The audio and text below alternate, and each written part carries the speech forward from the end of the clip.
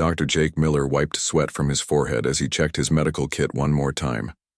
The small bag contained everything he might need for basic wounds and injuries. He hoped he would not need it today, but experience had taught him to be ready for anything. The meeting place was a large dome made of clear metal on the surface of Kepler 442c. Through the walls, Jake could see the strange purple sky and two small moons hanging in the distance. This neutral moon had been chosen for the first official meeting between humans and the Zephyrian Empire. It was supposed to be safe. Jake stood behind Captain Lisa Parker and the other human diplomats. His job was simple: stay quiet and be ready to help if anyone got hurt. As the ship's doctor and expert on alien life, he was there just in case. The real talking would be done by people much more important than him. Remember, everyone stays calm, Captain Parker whispered to her team. This is the most important day in human history. We're about to meet our first alien civilization. The Zephyrians had sent their queen herself to this meeting. Queen Lirali was said to be both beautiful and dangerous. Her people controlled dozens of star systems and had technology far beyond what humans could build. If this meeting went well, humanity might gain powerful allies. If it went badly, Earth could face destruction. A bright flash filled the dome as the Zephyrian ship appeared above them. It was huge and shaped like a crystal, spinning slowly as it came down to land. The ship made no sound at all, which Jake found unsettling. Human ships were always loud. The ship's door opened with a soft hiss. Queen Lirali stepped out first, and Jake's breath caught in his throat. She was tall, maybe 7 feet, with pale blue skin that seemed to glow from within. Her long silver hair moved in the light breeze like liquid metal. She wore armor that looked like it was made from scales, colored deep purple and gold. Her eyes were large and completely black, but somehow Jake could tell she was looking right at him for a moment before moving on. Behind her came 6 guards, each one as tall as their queen and carrying weapons that hummed with energy. They moved with perfect timing, like dancers who had practiced together for years. "Welcome to Kepler 442c, Captain Parker said, stepping forward. She spoke slowly and clearly. "I am Captain Lisa Parker of the human vessel Starbound. We are honored to meet you." Queen Lirali nodded slightly. When she spoke, her voice was like music, but with an accent Jake had never heard before. "I am Queen Lirali of the Zephyrian Empire. We come in peace to learn about your kind." For the next hour, Jake watched as both sides tried to understand each other. The Queen spoke perfect English, which surprised everyone. The humans offered gifts of art and music from Earth. The Zephyrians shared small devices that seemed to bend light in impossible ways. Everything was going well until the explosion started. The first blast shook the entire dome. Through the clear walls, Jake saw ships dropping from the sky, small, fast vessels that looked nothing like either human or Zephyrian designs. They were dark gray and covered in spikes, moving like angry insects. "Pirates!" one of the Zephyrian guards shouted, raising his weapon. The pirates opened fire on the dome with red energy beams. The clear metal walls began to crack and smoke. Captain Parker grabbed her radio and started shouting orders to the Starbound, but the pirates were jamming all signals. Queen Lirali's guards formed a circle around her, firing back at the attacking ships with weapons that shot brilliant blue bolts. But there were too many pirates and more kept coming. "We need to get out of here," Captain Parker yelled over the noise. A pirate ship crashed through the dome's wall, sending broken metal flying everywhere. Jake dove behind a table as sharp pieces whistled past his head. When he looked up, he saw Queen Lirali fighting with a curved sword that glowed like a star. She moved faster than any human could, cutting down pirates who tried to get close. But then a lucky shot hit her. The energy beam struck her in the side, spinning her around and sending her crashing into a pile of rubble. Her guards were too busy fighting to notice. Jake saw blue blood. It actually glowed, spreading across her armor. "Jake!" "We're leaving," Captain Parker called. The humans were running for their ship. Jake looked at the injured queen, then at his retreating teammates. Queen Lirali was trying to stand but fell back down. More rubble was falling around her. In a few minutes, she would be buried alive. He made his choice. Instead of running with the others, Jake grabbed his medical kit and sprinted toward the Queen. A piece of the dome's ceiling crashed down right where he had been standing a second before. Energy beams flashed all around him, but somehow none of them hit. Queen Lyrelei looked up as he reached her. Her black eyes were wide with surprise and pain. "Human, you must go," she whispered. "Save yourself." "Not happening," Jake said, dropping to his knees beside her. He could see the wound now, a deep burn that went through her armor and into her side. The blue blood was flowing faster. "I'm a doctor. I can help you." "Why?" she asked, her voice getting weaker. Jake opened his medical kit and pulled out bandages and healing gel. Around them, the battle raged on, but he focused only on her wound. "Because that's what humans do," he said. "We help people who need help." More ceiling pieces fell nearby. The Queen tried to push him away with one weak hand. "You will die here with me, human." "Maybe," Jake said, working on her wound.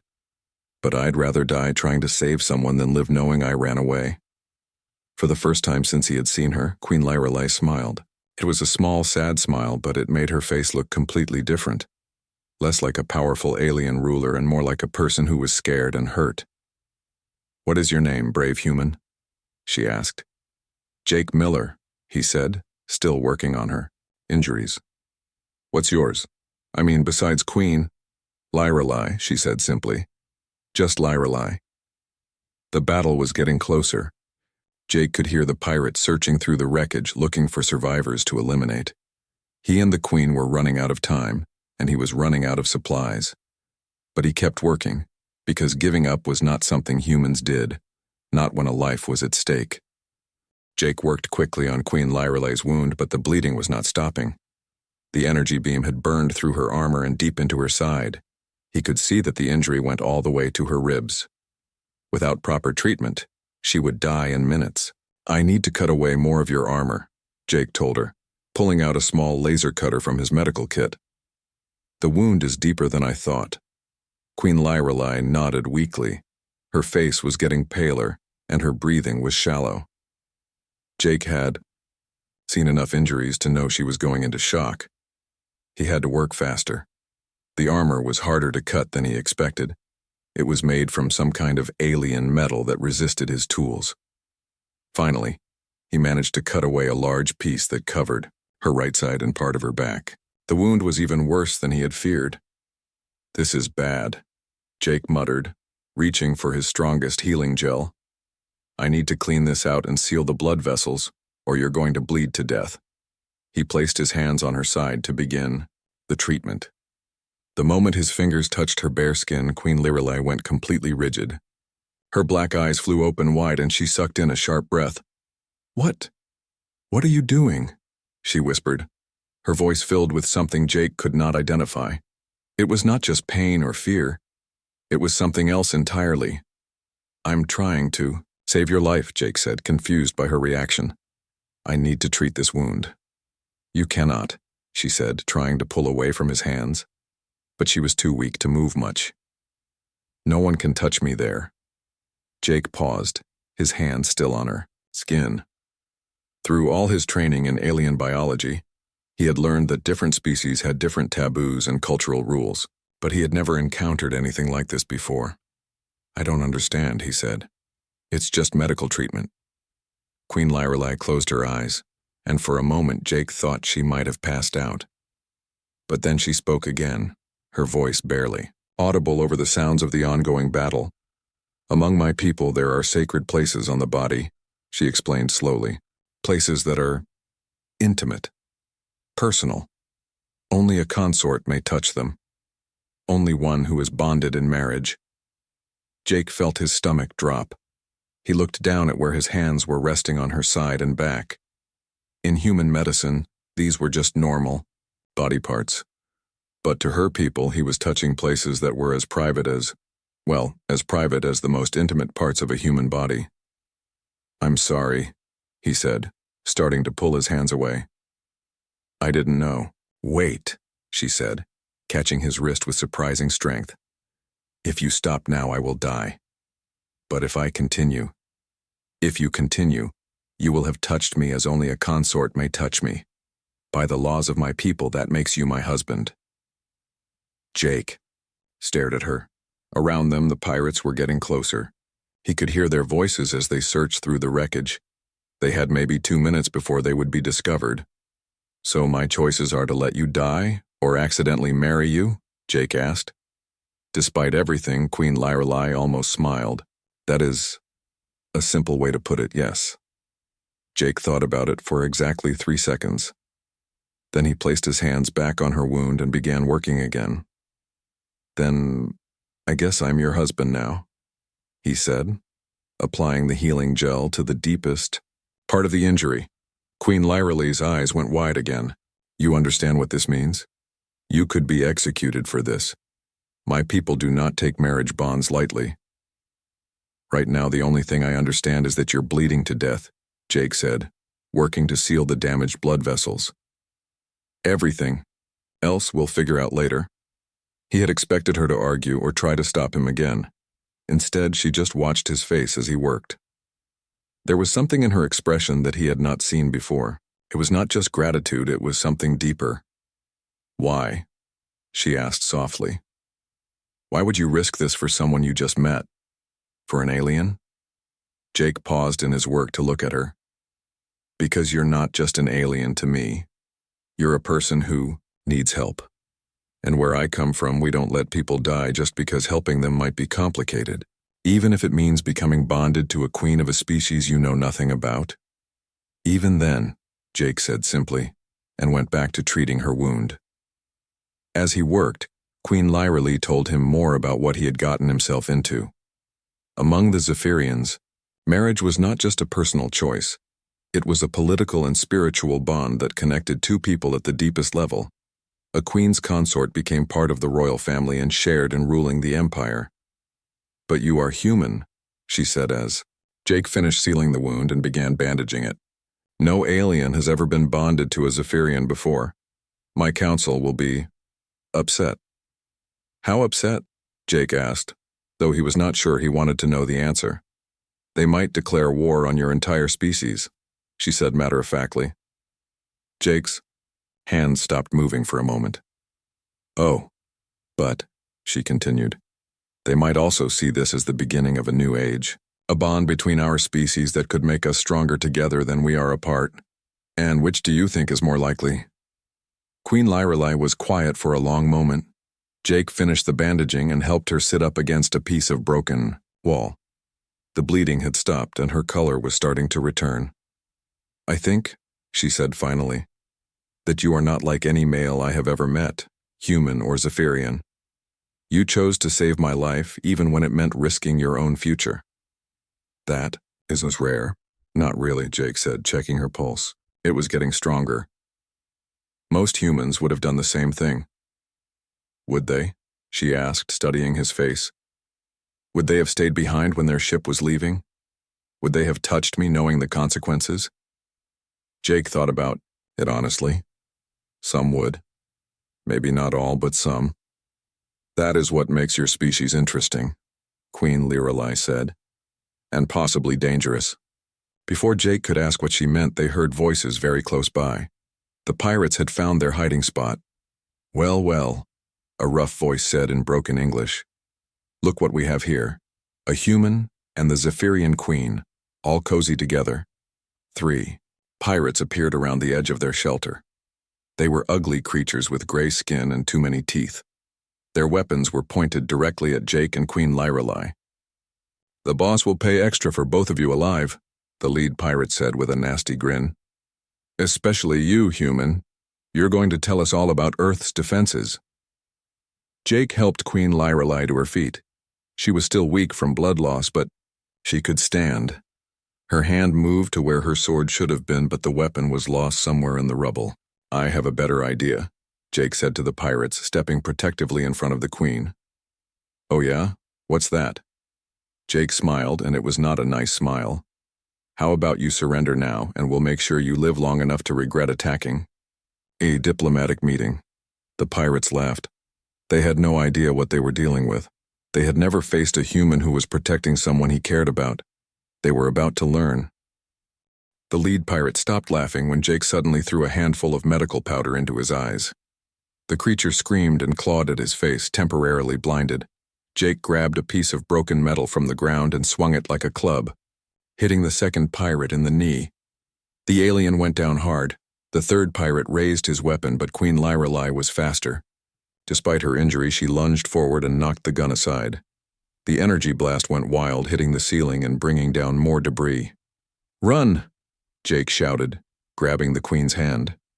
They stumbled through the wreckage as more pirates shouted behind them. Jake led them deeper into the ruined dome, looking for a place to hide.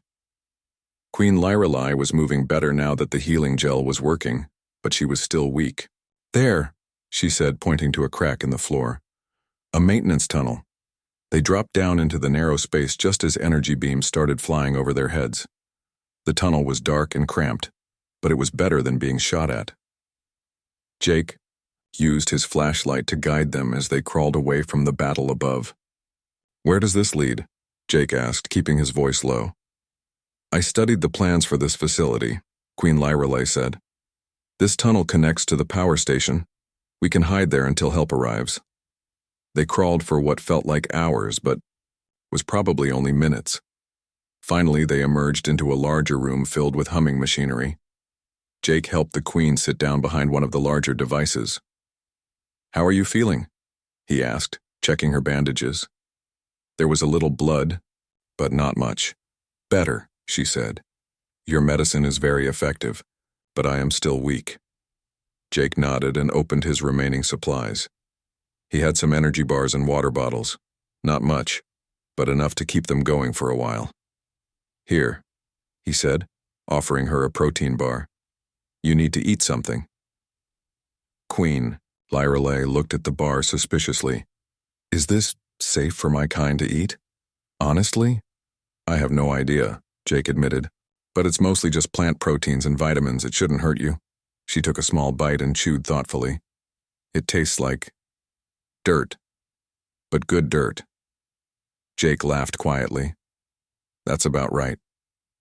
As they ate, they listened to the sounds from above. The battle seemed to be dying down, but not in a good way. Jake could hear the pirates calling to each other as they searched the ruins. "They're looking for us," Queen Lyrelei said. "Yeah, and they're probably looking for survivors to kill." Jake checked his medical scanner. "How long before your people come looking for you?" "My guards will have sent a distress signal before they died," she said sadly. "But it will take time for ships to arrive from Zephyrian space. Several hours at least. Same for my people. Captain Parker will have called for backup, but the nearest human ship is days away." They sat in silence for a moment, both thinking the same thing. They were on their own. "Tell me about your people," Queen Lyrelei said suddenly. "What are humans really like?" Jake thought about how to answer that. "We're complicated. We fight a lot, even among ourselves. We make mistakes, but we also help each other, even when it's dangerous or stupid. We don't give up easily." "I noticed," she said with a small smile. "You certainly did not give up on me. What about Zephyrians? What should I know about my new wife's people?" Queen Lyrelei's expression grew serious. "We value honor above all else. Honor and duty. We believe that your actions define who you are, not your words. We have been warriors for thousands of years, fighting to protect our empire from the Skarathi." "The Skarathi? A parasitic race that devours entire worlds. They are the reason we became so militaristic. We learned that sometimes violence is the only way to protect those you love." Jake was about to ask more when they heard footsteps above them. The pirates had found the tunnel entrance. "They're coming," Queen Lyrelei whispered. Jake looked around the power station.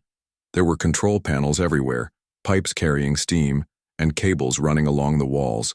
An idea started forming in his mind. "Can you shut down the power to the dome?" he asked. "Yes, but why would we want to do that?" "Because humans are really good at fighting in the dark. Pirates not so much." Queen Lyrelei understood immediately. She moved to the main control panel while Jake gathered some supplies. When she cut the power, The entire facility went dark except for small emergency lights. "Now what?" she whispered. "Now we hunt," Jake said grimly. They could hear the pirates stumbling around in the tunnels, cursing and bumping into walls. Jake had grown up camping and hiking in the mountains of Colorado. He knew how to move quietly in the dark. Queen Lyrelei, despite being injured, moved like a ghost. The first pirate never knew what hit him. Jake came up behind him and knocked him unconscious with a wrench from the power station. They dragged the body aside and took his weapon. "This is a Skarathi energy rifle," Queen Lyrelei said, examining the gun. "I knew it.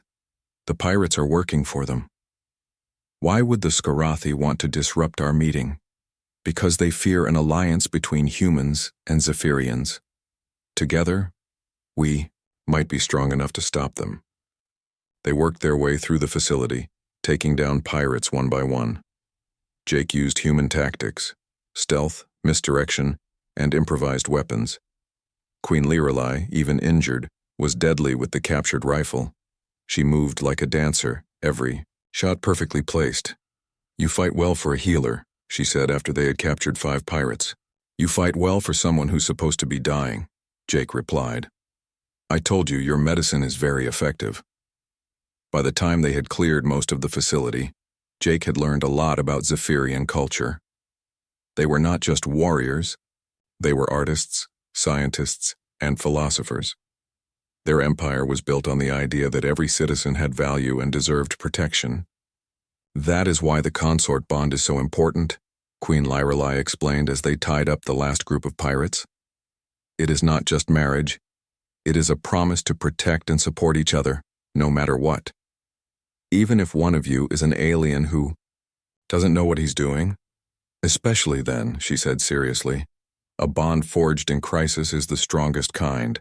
They had just finished securing the prisoners when they heard new sounds from outside. Ships were landing, but these were different from the pirate vessels. "Rescue?" Jake asked hopefully. Queen Lyrelei listened carefully. "Yes, I can hear Zephyrian engines and human ones too." They made their way back to the surface, supporting each other. The dome was a complete ruin, but the purple sky was filled with ships. Sleek Zephyrian vessels hovered next to boxy human rescue ships. "Jake," Captain Parker's voice called out over a loudspeaker. "Jake Miller, respond if you can hear this." "Over. Here," Jake shouted back, waving his arms. The rescue teams found them quickly. Jake watched as human medics and Zephyrian healers worked together to treat Queen Lyrelei's injuries. Despite everything that had happened, both species were cooperating to help survivors. "Dr. Miller," Captain Parker said, approaching him with a strange expression on her face. "We need to talk. There are some complications." "What kind of complications?" "The kind where you might have accidentally started an interstellar incident," she said. "The Zephyrian High Council is demanding to know why their queen is claiming to be married to a human." Jake looked over at Queen Lyrelei, who was being carefully examined by a Zephyrian healer. She caught his eye and nodded slightly. "Captain," Jake said, "I think we're going to need a bigger conference room." As they loaded onto the rescue ships, Jake realized that saving Queen Lyrelei's life was just the beginning. Now came the hard part, convincing 2 entire civilizations that sometimes the most important bonds are the ones that form when you're just trying to do the right thing. But looking at Queen Lyrelei and seeing how she had fought beside him against impossible odds, Jake thought maybe this crazy marriage might actually work out. After all, they made a pretty good team. 3 days later, Jake found himself in the most uncomfortable meeting of his life. He sat in a huge conference room aboard the Zephyrian flagship, surrounded by aliens who looked like they wanted to either worship him or kill him. Maybe both. On one side of the table sat the human delegation, led by Captain Parker and Admiral Stone, who had arrived from Earth specifically to deal with this crisis. On the other side were the most powerful Zephyrians in the Empire, including General Vextar, who had been glaring at Jake since the moment he walked in. Queen Lyrelei sat at the head of the table, looking much better after 3 days of treatment. She wore formal robes instead of armor, and her silver hair was arranged in complex braids that Jake was told indicated her royal status. She looked beautiful and dangerous and completely out of his league. "Let me understand this correctly," Admiral Stone said, reading from a tablet. "Dr. Miller here claims that he accidentally married the Queen of the Zephyrian Empire while giving her medical treatment?" "That is correct," General Vextar said coldly. "And by our laws, the marriage bond is legal and binding. The question is whether we execute him for the violation or accept him as our Queen's consort." "Execute him?" Captain Parker stood up fast her chair fell over. "He saved her life." "He touched sacred parts of her body without permission," Vextar replied. "In our culture, this is either an act of war or a marriage proposal. Since he is clearly not declaring war, I was performing emergency medical treatment," Jake said quietly. "I didn't know about your cultural rules." "Ignorance is not an excuse," Vextar snapped. "You should have let her die rather than violate our most sacred laws." "That's enough." Queen Lyrelai's voice cut through the argument like a blade. The room fell silent immediately. "General Vextar, you forget yourself. Dr. Miller acted with honor to save my life. I will not hear him criticized for that." "My queen," Vextar said more carefully, "surely you cannot seriously consider accepting this human as your consort. It goes against thousands of years of tradition. So does letting queens die when help is available," she replied coolly. Admiral Stone cleared his throat. "Your Majesty, perhaps we can find a solution that satisfies everyone. Dr. Miller could claim he was unaware of the cultural implications. We could call it a misunderstanding and annul the marriage." Jake felt all eyes turned to him. This was his chance to escape. He could go back to being a simple ship's doctor, and Queen Lyrelai could marry someone more appropriate. Someone who belonged in her world. "No," Jake said firmly. "No?" Admiral Stone looked confused. "I won't claim I didn't know what I was doing," Jake continued. "Queen Lyrelai told me what would happen if I continued treating her. I made the choice anyway. If I had to do it again, I'd make the same choice." The room erupted in angry voices. Some of the Zephyrians looked shocked, others impressed. The humans mostly looked like they wanted to drag Jake out of the room before he made things worse. "Silence," Queen Lyrelai commanded. When everyone quieted down, she stood up slowly. "Dr. Miller speaks with honor. He will not lie to escape consequences even when it would benefit him. This is exactly the kind of character I want in a consort." "But my queen," a elderly Zephyrian female named Counselor Thale said gently, "he is an alien. How can he rule? Beside you, how can he understand our ways?" "He can learn," Queen Lyrelai said. "As I can learn about humans, perhaps it is time for our empire to grow beyond what it has always been." General Vextar stood up, his face dark with anger. "This is madness. The High Council will never accept it. The people will rebel." "Then let them try me," Queen Lyrelai said calmly. "Let Dr. Miller undergo the trials of bonding. If he passes, then even you must accept him as my consort." The room went completely silent. Jake had no idea what the trials of bonding were, but from the expressions on everyone's faces, they were serious business. "My queen," Counselor Thale said carefully, "the trials have not been attempted by an alien in over 1,000 years. The last one who tried did not survive." "What exactly are these trials?" Captain Parker asked. 3 tests, Queen Lyrelai explained. Combat, to prove physical strength and courage. Strategy, to prove intelligence and leadership. And spirit bonding, to prove the ability to connect with our ancestors and our way of life. "And if I fail?" Jake asked. "You die," Vextar said with obvious satisfaction. "Honorably, but still dead." Jake looked around the room. The humans were shaking their heads, clearly thinking he was crazy.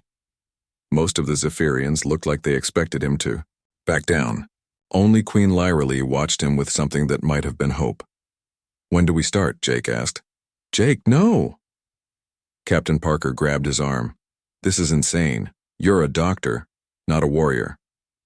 "I'm also apparently married to the queen of an alien empire," Jake replied. "I don't think normal rules apply anymore." Admiral Stone leaned forward. Dr. Miller, I'm ordering you to reconsider. This could damage relations between our species if you fail, and if I don't try, it could damage them even more, Jake said. The Zephyrians value courage and honor.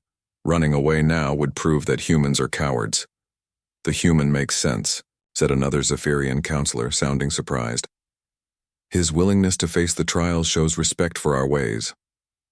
Or it shows that humans are too stupid to know when they're beaten, Vextar muttered. Enough, Queen Lyrelai said. The decision is made. Dr. Miller will attempt the trials. If he succeeds, our marriage will be recognized by the Empire. If he fails... She paused, looking directly at Jake. If he fails, I will choose another consort and seek a different alliance with humanity. And if he dies during the trials? Admiral Stone asked. Then he dies as a Zephyrian warrior with full honors, the Queen replied. His memory will be respected, and his sacrifice will strengthen the bond between our peoples. Jake felt a chill run down his spine. He was committing to something that could get him killed, and he still wasn't entirely sure why. But when he looked at Queen Lyrelai, he remembered how she had fought beside him against the pirates, how she had trusted him enough to let him save her life, how she had looked at him like he was worth something. There's just one problem, Jake said. I don't know anything about Zephyrian combat or strategy or spirit bonding. I'm going to need help. The trials must be faced alone, Vextar said quickly. No assistance is allowed. But preparation is permitted, Queen Lyrelai said with a small smile, as is education about our ways. Dr. Miller will have 1 week to ready himself. 1 week? Captain Parker looked horrified. That's not nearly enough time. It is what it is, Jake said. He stood up and bowed awkwardly to the assembled Zephyrians. I accept the challenge. 1 week from today, I'll face your trials.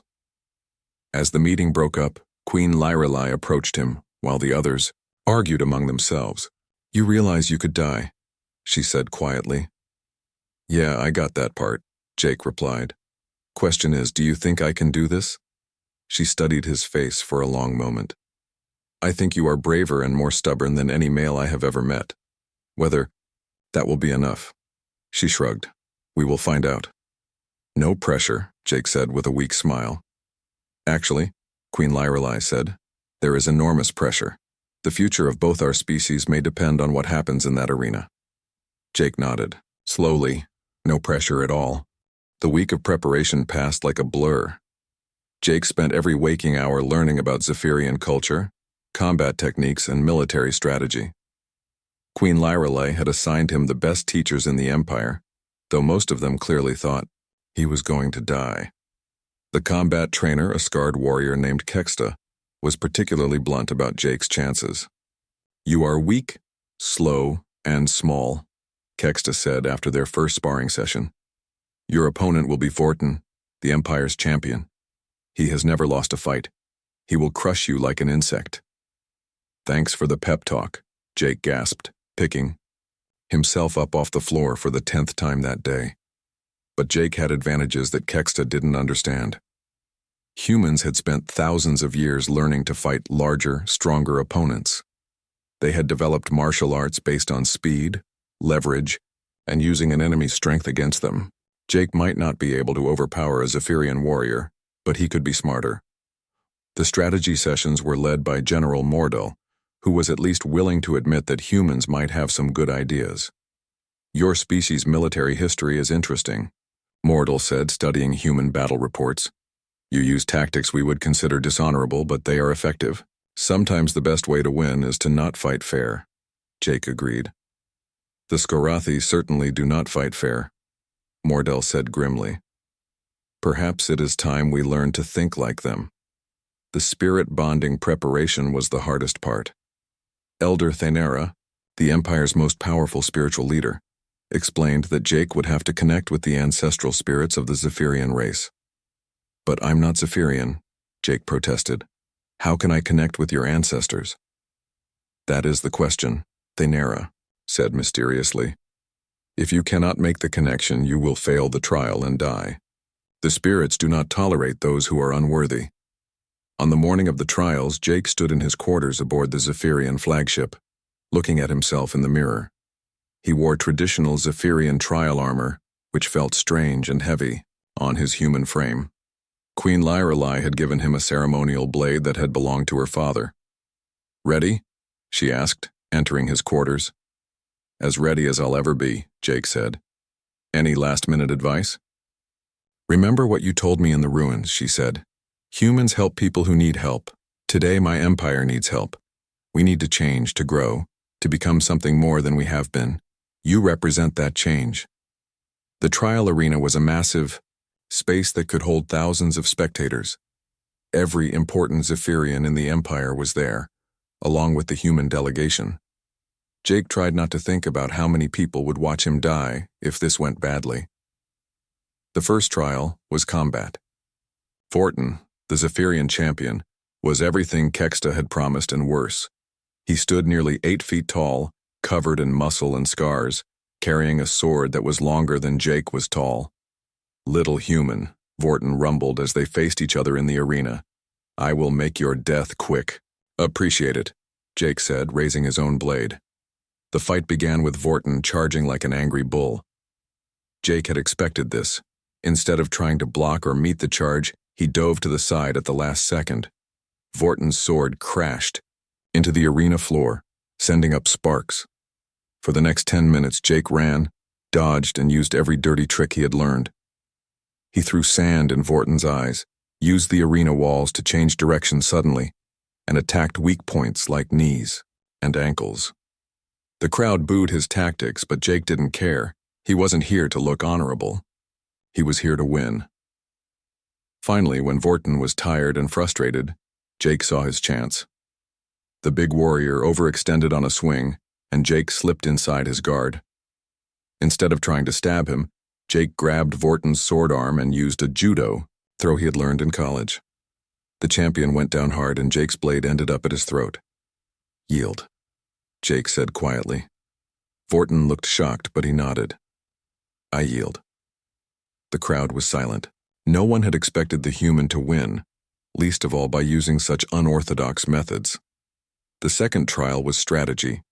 Jake was given a simulated battle against a Skarathi fleet, with both human and Zephyrian ships under his command. The scenario was designed to be impossible. The enemy outnumbered his forces 3-1 and had better technology. Jake studied the situation for a long time.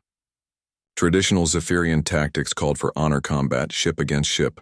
Human tactics would have used stealth and surprise attacks, but Jake had an idea that combined both approaches. "I need to talk to both fleet commanders," he said. When the human and Zephyrian commanders appeared on the screens, Jake explained his plan. It was crazy, risky, and required perfect timing, but it used the best qualities of both species, human adaptability and Zephyrian courage. The plan worked. By combining human hit-and-run tactics with Zephyrian fighting spirit, Jake's forces managed to defeat the superior enemy fleet. The Zephyrian observers looked impressed despite themselves. "Interesting," General Vextar admitted grudgingly. "I would not have thought of that approach." The final trial was spirit bonding. Jake was taken to a sacred chamber deep in the ship, where he would have to commune with the ancestral spirits of the Zephyrian race. If they accepted him, he would live. If they rejected him, he would die. Jake sat in the center of the chamber as Elder Thanera began the ritual. Strange lights filled the room and Jake felt something touching his mind. It was cold and alien and very, very old. The spirits spoke to him, but not in words. They showed him images, the history of the Zephyrian race, their wars, their triumphs, their fears. Jake saw how they had fought the Skarathi for centuries, how they had built their empire on the need to protect their people. But he also felt their loneliness. For all their power, the Zephyrians had been isolated, fighting their wars alone. They needed allies, friends, connections with other species. Jake couldn't connect with Zephyrian ancestors the way a native could, but he could offer something else, the ability to bridge the gap between species, to bring different peoples together. He opened his mind and showed the spirits what humans could offer: adaptability, creativity, the willingness to help others even when it was dangerous. Spirits were quiet for a long time. Then Jake felt something like approval, mixed with curiosity. They wanted to see what would happen if Zephyrians and humans worked together. When Jake opened his eyes, he was still alive. Elder Thaynera was staring at him with amazement. "The spirits accept you," she whispered. "Not as a Zephyrian, but as something new. A bridge between worlds." Jake stumbled back to the arena, where Queen Lyralee was waiting with the rest of the court. Her face lit up when she saw him walking instead of being carried. "All 3 trials?" she asked. "All 3 trials," Jake confirmed. General Vextar stepped forward, looking like he had eaten something sour. "The trials have been completed successfully.